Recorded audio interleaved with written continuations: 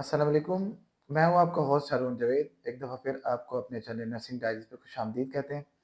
आज हमारे साथ है एक और नर्सिंग नर्सिंग स्टाफ़। आज हम उनसे जानेंगे कि नर्सिंग में आने के बाद उनको किन-किन चैलेंजेस का सामना करना पड़ा। आज हम उनकी तरफ चलते हैं। अस्सलाम वालेकुम मैडम, कैसी हैं? वालेकुम सलाम, अल्हम्दुलिल्लाह। आप सुनाएँ कैसे हैं? जी, मैं ठीक। अच्छा मैडम, सबसे पहले मैं आपकी नर्सिंग क्वालिफ़िकेशन के बारे में जानना चाहूँगा। My name is Aksa Tanveer. I am a child nurse doing my job in a new hospital.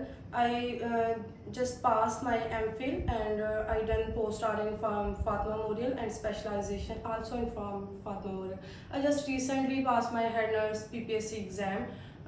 I do my job as an acting head nurse in a new hospital orthopedic department and the second job in Masood Hospital as a supervisor. अच्छा madam, मैंने सुना था आपके बारे में जब आपसे contact करने की कोशिश की तो अ, एक मतलब कुछ कोलीग्स थे उनके ज़रिए, तो उन्होंने बताया कि आपने रिसेंटली अपना एमफिल भी कंप्लीट किया। तो वो मतलब आपने एमएसएन को ऑप्शन क्यों नहीं दिया और एमफिल? एमएसएन मैंने जब पोस्ट आरएन किया था फातिमा मेमोरियल से तो मैं चाह रही थी कि फ़ौरन एमएसएन कर लूँ। जी, जी। तो ऑन द रियल आपको बताती हूँ, एक तो एमएसएन की फ़ी बहुत है। मैं पब्लिक को बताना चाहती हूँ कि पोस्ट आरएन की फ़ीस तकरीबन 15 लाख एक्सपेंस थे जो मैंने अपने ओन सेल्फ किए हैं क्योंकि जो लोग डेपो पे करते हैं दे आर लकी वन, जी, जी, ठीक जी। है। जो आप ड्यूटीज़ भी करते हो और आप अपने एक्सपेंस भी कर रहे होते हो, तो वो मैं अफ़ोर्ड नहीं थी कर पा रही। जी, जी। उसके बाद जब एमएसएन की आप 20 लाख राउंड अबाउट आपकी फ़ी के साथ-साथ आपका एक्सपेंस हो जाता है, तो शायद मैंने सोचा कि इसको मुझे वेट करना चाहिए यूएचएस के थ्रू, तो मैं उस पे फिर दोबारा करूँगी। क्योंकि मैंने स्पेशलाइज़ भी ऑन सेल्फ बिहाफ़ किया और पोस्ट आरएन भी, तो उसके बाद मैंने कहा कि नहीं लास्ट वन जो है वो मैं एमएसएन जो है वो यूएचएस के थ्रू करूँगी ऑन द डेपो।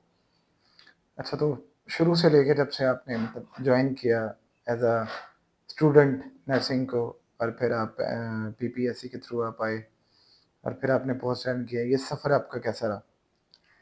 जो मेरा सफ़र है स्टूडेंट वाला, वो बहुत अच्छा नहीं है। जी, जी। डीएचक्यू में अच्छा नहीं था और जो मेरा सफ़र है स्पेशलाइज़ का और पोस्ट आरएन और बाकी, वो बहुत अच्छा है। वो बहुत ज़्यादा अच्छा है मतलब ज़िंदगी के साल ये वाले बहुत अच्छे हैं। जो स्टूडेंट के क्राइसिस है वो डीएचक्यू बहुत बैकवर्ड इलाका था, वहाँ हमें बहुत ज़्यादा एज़ अ नर्स बहुत चैलेंजेस का सामना था। शायद उन लोगों को अवेयरनेस नहीं थी, तो शायद वो लोग उनको मैं कहूँगी कि उनका देखना या उनका आपकी जो सिग्मा है, वो नहीं मुझे पसंद आया। जब से लाहौर एज़ अ स्टाफ में ड्यूटी कर रही हूँ, तो यहाँ का पर्सपेक्टिव लोगों का बहुत चेंज है। तो यहाँ आई एम वेरी हैप्पी। अच्छा, लेकिन आपने मतलब बताया अभी student as a student life में अगर हॉस्टल की बात करें तो हॉस्टल्स भी जो है ना नर्सिंग हॉस्टल्स, वो उनका खाना नहीं अच्छा होता है। इस बात में मुझे नर्सिंग हॉस्टल बड़े बहुत खराब है, जी, डीएचक्यू जी। का हॉस्टल अगर कोई डीएचक्यू में जॉब कर रहा है और मुझे सुन रहा है और जितने भी मेरी फ्रेंड्स हैं, दे नो कि कितना गंदा हॉस्टल हमने गुज़ारा है। और स्टूडेंट लाइफ जो होती है विदाउट मोबाइल होती है, विदाउट किसी भी कोई एक्टिविटी नहीं होती।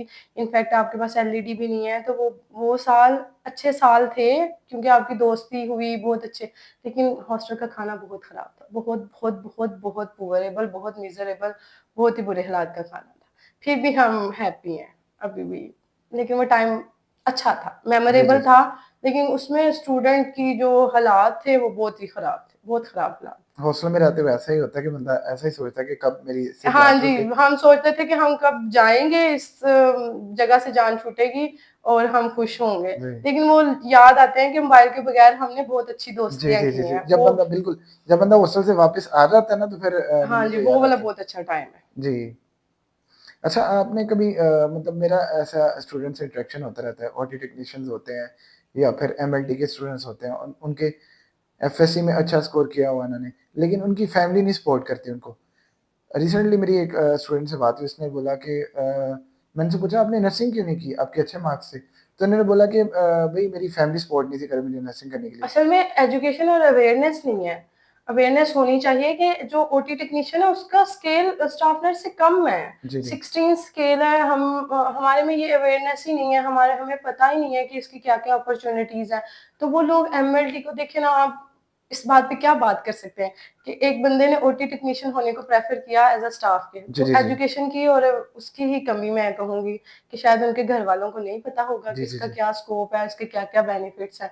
तो हम शायद यहाँ पे इसीलिए हैं कि बता सकें, मैं तो बिल्कुल अवाम को बताना चाहती हूँ कि नर्सिज़ का क्या स्कोप है और जिनको नहीं पता वो ज़रूर जो नहीं कर रहे अभी तक, उनको ज़रूर करना चाहिए नर्सिंग।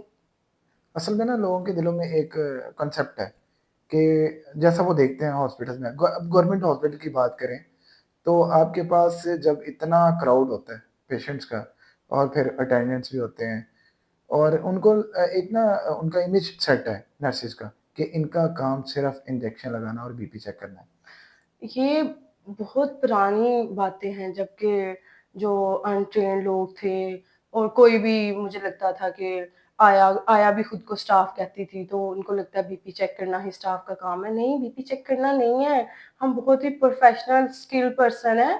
अब तो पोस्ट RN जितनी एजुकेशन हमारी एडवांस हो गई है, उसमें जो एज़ अ स्टाफ है, उसने नर्सिंग हिस्ट्री लेनी है, उसने केयर प्लान्स बनाने हैं, उसने इंटरवेंशंस जी, करनी जी, है। जी, जी। तो लोगों को ये ही नहीं पता, हमारे डॉक्टर्स को भी नहीं पता कि नर्सिंग के ये काम है। जी, हमें सबसे पहले तो उनको एजुकेट करना शुरू करना चाहिए, उनके साथ मीटिंग्स करना चाहिए जी, कि हमारी ड्यूटी में सिर्फ ये नहीं आता, we are not assistant to our doctor, ठीक है? वी आर स्किल प्रोफेशन, हमारा स्किल प्रोफेशन है, हमारी अलग से डोमेन्स हैं। तो नर्स का काम इंजेक्शन लगाना नहीं है, नर्स का काम होता है हिस्ट्री टेक करना, वाइटल्स तो बेसिक चीज़ें हैं, ठीक है? पूरी-पूरी आईसीयू नर्स, स्टाफ नर्स, मैं बहुत सी स्टाफ नर्स को ऐसा जानती हूँ, जो पूरा आईसीयू डील करती हैं जी। और विदाउट डॉक्टर भी अगर कोई पेशेंट इंट्यूबेट करना पड़े, पेशेंट की सीवीपी पास करनी पड़े, तो वो इतनी ज़्यादा एक्सपर्ट होती हैं कि वो डॉक्टर से पहले कर लेती हैं। जी, जी, जी। तो जो सारी इमोशनल सपोर्ट है, जो आपने फिज़िशियन के साथ हमारी कंबाइन वो करवाते हैं, जैसे थेरेपिस्ट है, जी, जी, थेरेपिस्ट जी। के साथ आपने करवाना है, कोलैबोरेट करना है, आपने जो न्यूट्रिशनिस्ट है, तो ये सारे काम नर्स ही तो कर रही है, जहाँ इमोशनल एजुकेट कर रही है, एडवोकेट कर रही है, तो ये सारी ही चीज़ें जो हैं, वो हमारे एथिक्स में सारी कॉन्फिडेंशियलिटी मरीज़ों की रख रही है, मरीज़ों का डाटा रिकॉर्ड कर रही है, सुपरवाइज़ कर रही है, तो सिर्फ़ स्टाफ को वाइटल्स पे ना रखें। जी, जी, स्टाफ जी। को सिर्फ़ ये ना समझें कि आना है, टीका लगाना है और बीपी चेक करना है। जी, जी, जी। इसके अलावा भी बहुत सी ज़िम्मेदारियाँ हैं, जो कि लोगों को नहीं पता। सही कह रही हैं आप। अच्छा रिसेंटली आपने देखा होगा कि गवर्नमेंट की तरफ से ये अनाउंस हुआ कि मोबाइल फ़ोन पे बिल्कुल पाबंदी लग रही है और अगर आप देखा जाए ना हॉस्पिटल्स में, तो हर चीज़ जो होती है ना इस तरह की, वो सिर्फ़ लोग नर्सेज़ पे अप्लाई करने की कोशिश करते हैं। वही नर्सेज़ ऐसा करती हैं। तो इसके बारे में मुझे क्या लगता है नर्स जो है ना वो दरमियान वाला बच्चा है। जी। जो घर में दरमियान वाला बच्चा होता है ना, जैसे बड़े बच्चे को भी कुछ नहीं कहना, छोटे एग्ज़ैक्टली। बच्चे को भी कुछ नहीं जी, जी, कहना, जी, जी। बड़े हो गए डॉक्टर, उनको तो कोई कुछ कहता ही नहीं है, जी, जी। ठीक है? बिकॉज़ वो डॉक्टर है। तो जो छोटे बच्चे हैं वो हैं हमारे पैरामेडिक्स, जी, जी। उन वो सुनते ही नहीं है। जी। तो दरमियान में एक मासूम शरीफ लोग रह जाते हैं नर्स। जी, जी। तो नर्सिंग हमें चेंज करना चाहिए, वी आर नर्सेस, ठीक है? तो वो सबकी जो आखिरी बात होती है वो नर्स पे आ जाती है कि नर्स मोबाइल ना यूज़ करे। ये सबके लिए है, डॉक्टर्स भी मोबाइल यूज़ नहीं कर सकते। ऑन ड्यूटी किसी की भी वीडियो बनेगी तो सब पे ही पाबंदी लगी हुई जी। है। तो ये अच्छी बात है कि ऑन ड्यूटी पब्लिक प्लेस पे आप मोबाइल कम से कम यूज़ करें, फॉर द इमरजेंसी पर्पज़ रखें। जैसे कि हमारी जो मैनेजर्स हैं, नर्सिंग मैनेजर्स जो हैं, जी, अ, जी। उनको मोबाइल यूज़ करना पड़ता है। जी। उनकी सारी कोऑर्डिनेशन, जैसे कि गवर्नमेंट हॉस्पिटल में बहुत से काम, बहुत से नहीं, मैं एक्टिंग हेड काम कर रही हूँ, तो मैं तकरीबन अपने सारे काम हम लोग मोबाइल पे ही मोबाइल करवाते पे हैं। होते हैं, तो जी। सुपरवाइज़र को अलाउ होना चाहिए, लेकिन उन्होंने सबको मना किया है, तो ठीक है, आप सिर्फ़ अपनी फैमिलीज़ या इमरजेंसी के लिए मोबाइल यूज़ करें, ना करें ज़्यादा मोबाइल यूज़। और स्टूडेंट्स का तो मोबाइल, टीचर्स को, अब जो हमारे नर्सिंग इंस्ट्रक्टर हैं, उनको तो बिल्कुल ये कहना चाहिए कि अपने मोबाइल हॉस्टल में छोड़ के जाएँ। जी। बहुत उन पे स्ट्रिक्टनेस होनी चाहिए इस बात की, उनको जी, कोई जी, जी। ज़रूरत नहीं नहीं, मोबाइल इस यूज़ काम की। पे अमल दरामद होना शुरू हो गया इस पे कि बहुत स्टूडेंट्स जो है ना, उनको स्टूडेंट्स अलाउ पे नहीं कर रहे अलाउ नहीं करें। मोबाइल। अब उन्होंने हॉस्टल में रखना शुरू कर दिए हैं। पहले होता था ऐसा, लेकिन अब पहले इस जब पे हमने काम आना नर्सिंग की थी तब मोबाइल अलाउ नहीं था है। जी, जी, जी, जी। हम ऐसा कहते ही। थे ज़ुल्म है, लेकिन वो अच्छी बात थी, वो नहीं था, हमने सीख लिया है। हमारी प्रैक्टिस भी इसलिए ज़्यादा अच्छी है कि शायद ये चीज़ें हमारे पास नहीं थी हैं। ऐसा ही है। अच्छा, कभी ऐसा हुआ हो कि आपने चाय मँगाई हो क्योंकि मेरे साथ अक्सर ऐसा हो जाता है। चाय मँगाई हो या फिर नाश्ता मँगवाया हो, तो उसका सैक्रिफ़ाइस करना पड़ जाए। बहुत दफ़ा सैक्रिफाइस करना पड़ा है चाय पे तो। चाय ठंडी हो जाती है, जैसे कोई हम चाय तो नहीं पी सकते, या मैं कहूँगी चाय ही तो इम्पोर्टेंट नहीं, जबकि पेशेंट कोई जी, जी, जी। कोलैप्स कर गया है या क्राइसिस है। जी, जी, जी। तो लेकिन जो हमारे मरीज़ों के साथ, मरीज़ तो मरीज़ है, ओके, जी। जो मरीज़ों के साथ वाले हैं ना, वो आपको सादा, अगर कोई उसने बात भी पूछनी है तो वो आपको चाय नहीं पीने देगा, जी, जी, बिल्कुल जी। नहीं चाय पीने देगा। तो 8 आवर्स में एक, मैं अवाम पब्लिक मेरी डिमांड है कि 8 आवर्स में ना 1 कप चाय पीने का अलाउ करें अलाउ नर्स करें। को। जी। नर्स भी इंसान है, उसको भी अलाउ करें। जी, जी। ये सिग्मा है, डॉक्टर को नहीं बोला जाएगा, वही बच्चे वाली बात है कि उनको नहीं पूछा जाएगा, उनको नहीं है। लेकिन अगर नर्स चाय पी रही है तो पूरा वार्ड गिर गया है, पूरे वार्ड में जो क्राइसिस है वो उस चाय पीने की वजह से है। ऐसा ही है। अच्छा आपने देखा होगा वार्ड्स में ऐसा होता है कि मेरा तो वार्ड्स का एक्सपीरियंस नहीं है वैसे, लेकिन वैसे क्योंकि मैं भी नर्स हूँ, तो मुझे पता है कि वार्ड्स में भी ना ऐसा होता है कि काफ़ी पेशेंट ऐसे होते हैं जो मतलब मंथली जो है ना उनको हो जाते हैं मंथ, और कईयों को तो मैंने देखा 3-3 मंथ से भी पेशेंट पड़े होते हैं। हाँ जी, जो लॉन्ग टर्म वाले पेशेंट है, जैसे ऑर्थोपेडिक में पेशेंट आते हैं दोबारा, जी, जी, जी, रीकरेंस जी, जी। होती है। तो तो उनकी कभी किसी पेशेंट के साथ, क्योंकि हमारा इंटरेक्शन जो है ना, नर्स का इंटरेक्शन एक पेशेंट के साथ बिल सबसे ज़्यादा होता है। जी, नर्स तो एज़ अ हॉस्पिटल में एक वाइटल रोल कर रही है। जी, जी, जी। अगर डॉक्टर नहीं होगा तो स्टाफ नर्स डील कर लेती है। जी, लेकिन अगर स्टाफ नर्स नहीं होगी तो डॉक्टर डील नहीं कर डीकर सकता। ऑफ कोर्स नहीं कर डॉक्टर सकते। बिल्कुल, स्टाफ नर्स इंट्यूबेट कर लेती है, स्टाफ नर्स रिससिटेट कर लेती है, सीपीआर कर लेती है। इतने स्किल्ड बंदे हैं कि वो एक पेशेंट को रिससिटेट कर सकते हैं। लेकिन अगर एक स्टाफ नर्स हो तो डॉक्टर कुछ भी नहीं कर सकता। स्टाफ नर्स के बगैर डॉक्टर कुछ नहीं है। जी। एज़ अ नर्स कभी किसी पेशेंट के साथ अटैचमेंट होगी हो?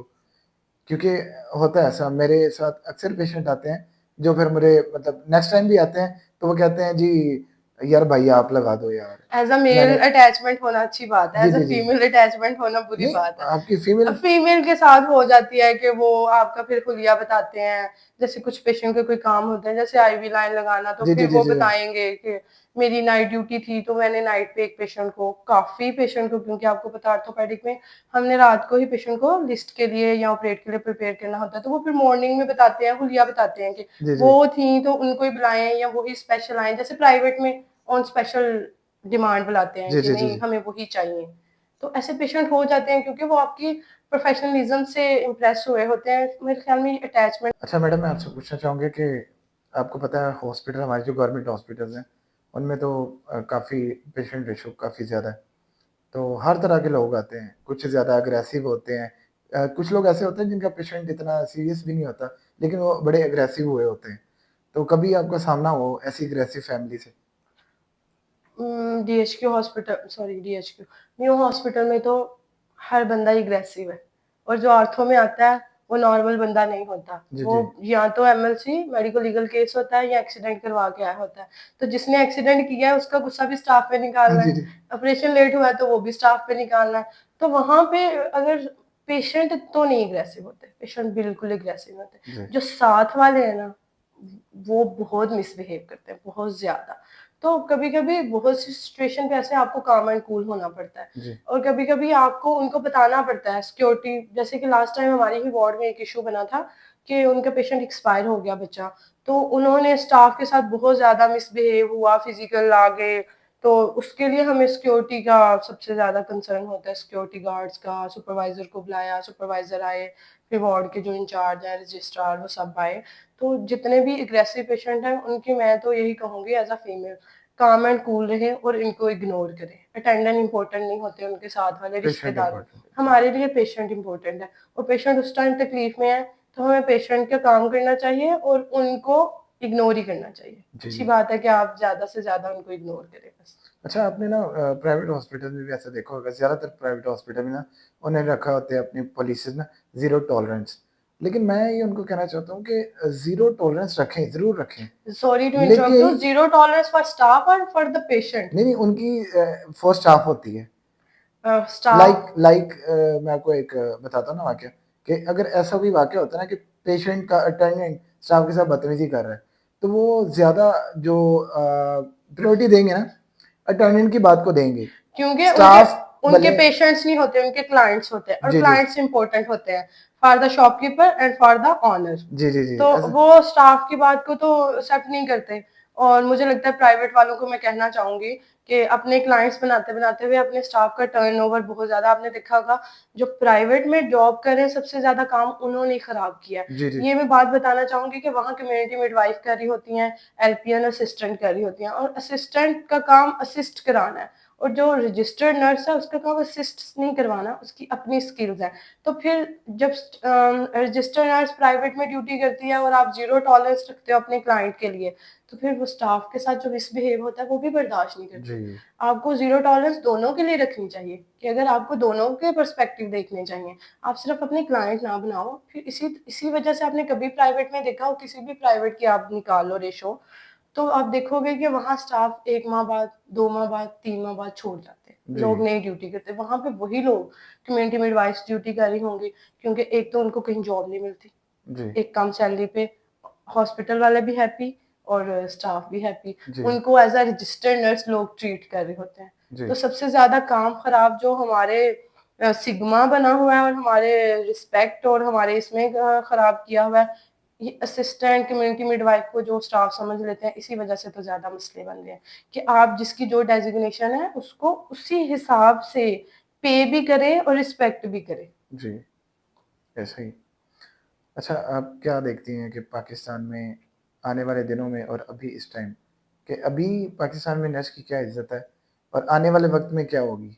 अगर हम अपने पास्ट में देखें तो हालात बहुत ख़राब थे। जी, अभी जब से पोस्ट आरएन, एमएसएन और डिग्री प्रोग्राम आया, जेनेरिक आया, तो लोगों का पर्सपेक्टिव बहुत चेंज होना शुरू हो गया।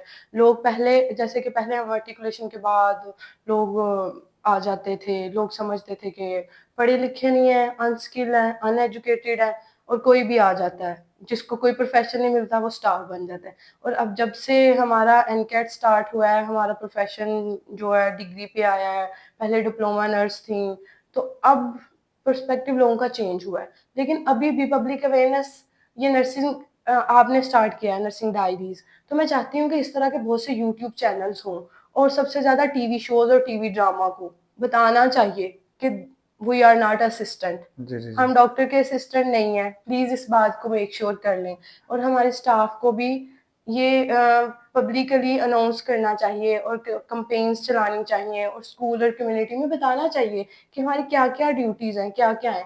अभी बहुत से लोग हैं मैं जिनको जानती हूँ, फैमिलीज़ में भी आपको हम पब्लिक परसेप्शन देख लेते हैं। जी, तो जी। पब्लिकली कुछ लोग हैं जो बहुत रिगार्ड करते हैं, जी, ठीक है। कुछ लोग ऐसे भी हैं जो बिल्कुल आपको मिसबिहेव करते हैं, जी, जिनको आया और स्टाफ नर्स में जी। फ़र्क नहीं पता। स्टीरियोटाइप एग्ज़िस्ट करते हैं ना बिल्कुल अभी भी। स्टीरियोटाइप्स अभी हैं, भी। अब मिसकंसेप्शंस है ना, तो जिनको ये नहीं पता कि आया में क्या फ़र्क है, एक आया ने अपने घर में बताया मैं स्टाफ नर्स हूँ, जी, ऐसा ही है। ठीक है। ड्रेसर्स भी ऐसा जैसे बताते हैं। चलो स्टाफ नर्स तो डॉक्टर भी बता देती हैं कि जी, जी, जी। हम डॉक्टर्स हैं, तो आप उनको किस तरह समझाएँगे, किस तरह गाइड करेंगे? जी, और जो हमारे पढ़े-लिखे तबका आ जाता है या थोड़े जैसे डॉक्टर्स हैं, तो उनकी भी ट्रेनिंग करवानी चाहिए। उनको बताना चाहिए कि हमारी क्या-क्या ड्यूटीज़ हैं और क्या-क्या बिहेव करना चाहिए।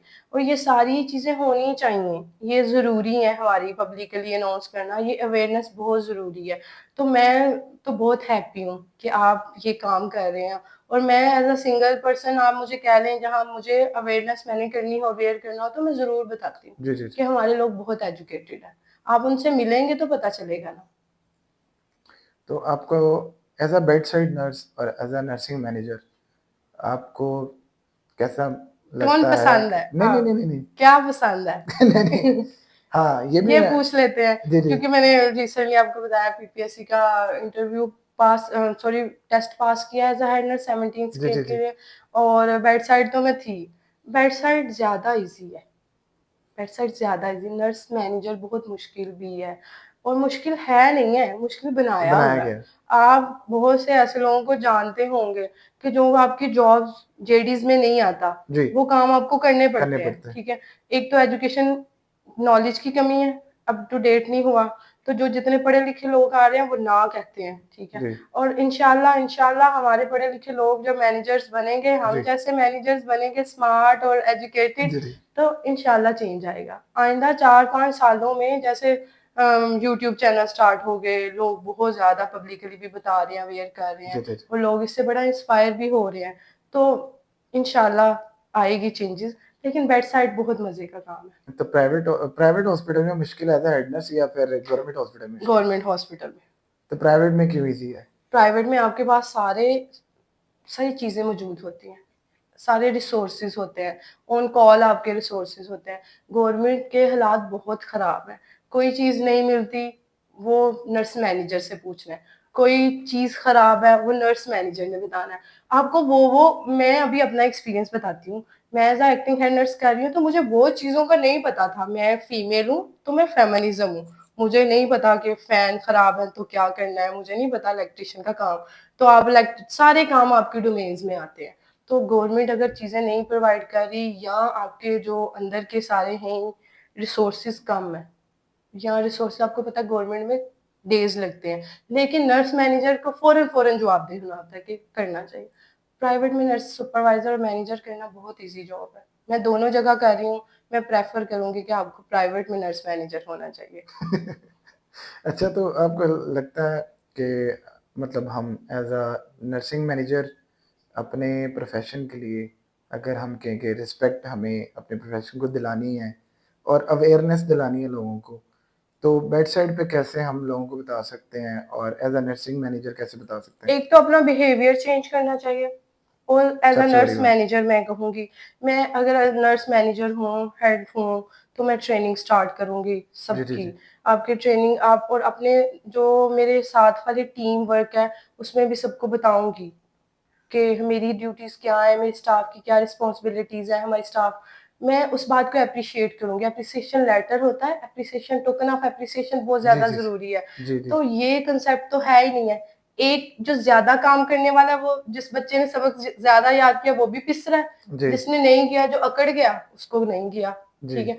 तो ये चीज़ें होनी चाहिए। आप एप्रिसिएशन क रखो, आप अपनी ट्रेनिंग रखो, आप अपने डॉक्टर्स के साथ कोलैबोरेट करो, अपने पैरामेडिकल के साथ बताओ कि कितने पढ़े-लिखे लोग आए हुए हैं, तो उनको भी थोड़ी हौसला अफ़ज़ाई होगी कि हमने अगर पढ़ा है, तो हमने ये सारा कुछ किया है, तो ये हमारा एप्रिसिएशन मिल रहा है। जी। हमारे ज़्यादातर लोग बाहर क्यों जा रहे हैं, अब्रॉड में क्यों जा रहे हैं? क्योंकि एप्रिसिएशन नहीं है, क्योंकि बर्नआउट है, क्योंकि वर्कलोड बहुत ज़्यादा है, शॉर्टेज ऑफ स्टाफ है।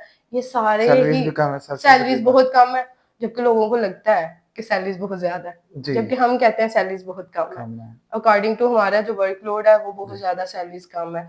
तो ये सारी चीज़ें, सारे कॉन्सिक्वेंसेज़ हैं। आपको सिंगल पर्सन भी करनी चाहिए अपनी, जितना आप कर सकते हो मोटिवेट और लोगों को अवेयर कर सकते हो, वो करना चाहिए। आप एक लीडर हो, तो आपको लीडर होना चाहिए। फिर मैं जब भी बनूँगी, इंशाल्लाह मैं हूँ भी, तो मैं ट्राई करती हूँ कि मेरी स्टाफ जो है, वो मेरी रिस्पॉन्सिबिलिटी है, ठीक है? तो जिसने आपने अगर आप मेरे अंडर काम कर रहे हो, तो आप मेरे अंडर काम करें, कोई दूसरा बंदा आपको बात नहीं कर सकता।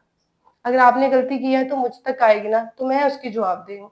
आप स्टाफ के साथ डायरेक्ट ना हो। जी। आप मुझसे पूछें, आप उनके नर्स मैनेजर को कंप्लेन पूछें, करें आप एचओडी को। कंप्लेन करें आप डायरेक्ट।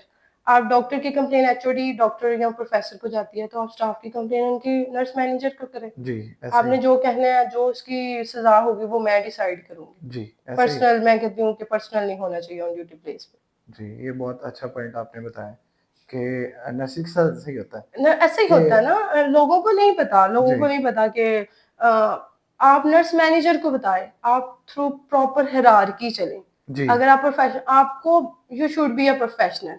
ड्यूटी प्लेस पे मैं सबको कहती हूँ कि प्रोफेशनलिज़्म बहुत ज़्यादा जी, ज़रूरी है। आपको पता होना चाहिए कि कहाँ पे आपने पर्सनल आप अटैक ना करें, प्रॉपर आप अपनी उनकी नर्स मैनेजर को कंप्लेन लिखें रिटन में।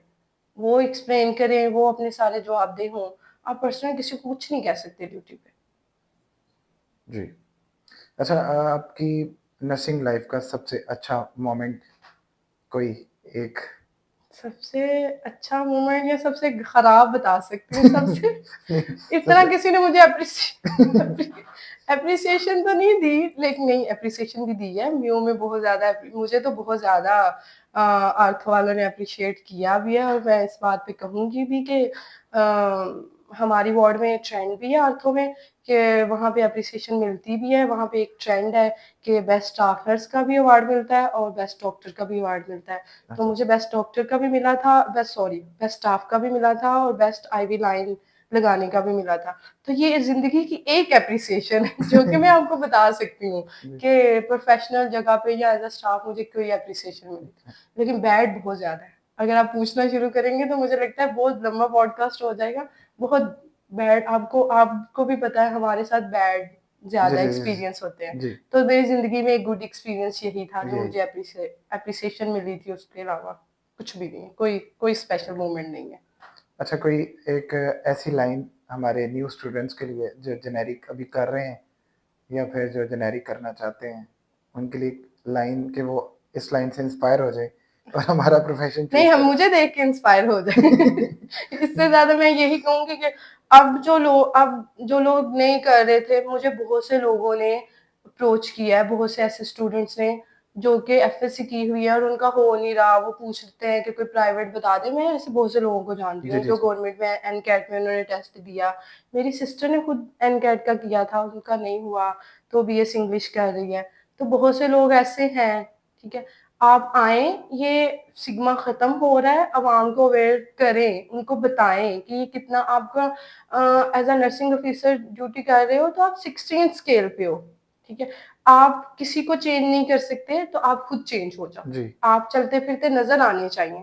तो मैं जितने भी नए लोग हैं जो या नहीं आ रहे सिग्मा की वज़ह से, तो मैं चाह रही हूँ कि वो आएँ, ज़्यादा से ज़्यादा लोग आएँगे, पढ़े-लिखे लोग होंगे, तो लोगों का पर्सपेक्टिव चेंज होगा। तो पर्सपेक्टिव खुद भी बाय सेल्फ भी चेंज करने की कोशिश करनी चाहिए। जी।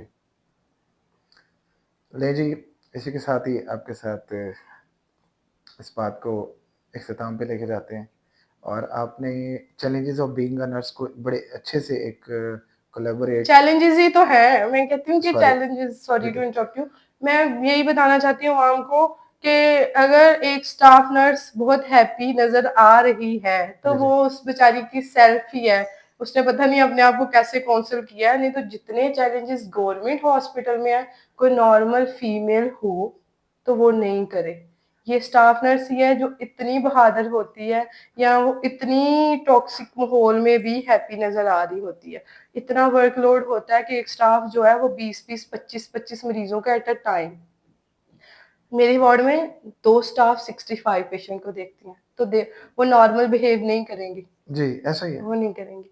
तो हमारे चैलेंजेज़ ही हैं जी। और ये बहुत अच्छा टॉपिक है जो आपने भी सिलेक्ट किया कि हमें चैलेंजेज़ बताने चाहिए कि जी, जी, क्या-क्या जी, हैं। जी। नहीं, नहीं, आपने बड़ा अच्छा इसको इलैबोरेट किया है और इस पॉडकास्ट के वसीले से काफ़ी लोगों को इस बात का आइडिया होगा कि हमें एज़ अ बेड साइड और एज़ अ नर्सिंग मैनेजर किन-किन चैलेंजेस का सामना करना पड़ता है हॉस्पिटल में। क्योंकि हम लोगों का इमेज तो हमेशा से खराब ही है और नहीं, नहीं इंशाल्लाह हमारा इमेज अब अच्छा बेहतर हो रहा होगा, है। बेहतर जी, जी, जी, होगा। अब बेहतर हो रहा है और नर्सिंग एजुकेशन के बारे में भी काफ़ी लोगों को पता चल चुका होगा कि हम नर्सेज़ वो मिडल पास या फिर मैट्रिक पास वाले बिल्कुल, नहीं हैं, बिल्कुल, हम लोग डिग्री होल्डर हैं बिल्कुल, और डिग्री अब तो होल्डर। काफ़ी लोग इससे भी अब आगे तकरीबन जितने पीएचडी लोगों को पूछ लें वो तकरीबन 5 में से 4 3 ने पोस्ट आरएन किया हुआ है। जी, जी, जी, जी, ऐसा ही है। आगे लोग एमएसएन भी कर रहे हैं, बिल्कुल। पीएचडी भी कर रहे हैं और हमारी दुआ है कि हमारा प्रोफ़ेशन जो है, और वो ज़्यादा ऐसे ही तरक्की आगे करें और जी, जी। हम पढ़े-लिखे लोग ताकि ज़्यादा आएँ। ताकि हम जो हमारी नर्सेज़ हैं, उनके ज़हन से कम ये तो ख़त्म हो कि हम लोगों ने बाहर नहीं जाना, हमने अपने जो अपना मुल्क है पाकिस्तान है, बिल्कुल, इसमें सर्व करना है, इसमें बिल्कुल। ताकि हमारा मुल्क भी तरक्की नहीं, करे। हम ट्रेन्ड यहाँ होते हैं और सब हम जाके अंग्रेज़ों को करते नहीं, नहीं, हैं। नहीं, ये इस कॉन्सेप्ट को तो ख़त्म करना है ना, इंशाल्लाह। क्योंकि अगर आइंदा सैलरीज़ इंक्रीज़ करें जी, जी, जी, इंशाल्लाह और सैलरीज़ रिगार्ड इंक्रीज़ दें तो होंगी, हमारे इंशाल्लाह लोग हमारे स्टाफ नहीं जाएँगे। जी, ऐसा ही है। ओके जी, आपका शुक्रिया, आपने अपने बिज़ी स्केड्यूल में से हमें टाइम दिया। इसी के साथ भी आपसे इजाज़त चाहेंगे और हाँ, हमारे चैनल को सब्सक्राइब करें, बेल आइकन को दबाएँ और शेयर करना ना भूलिएगा। अल्लाह हाफ़िज़।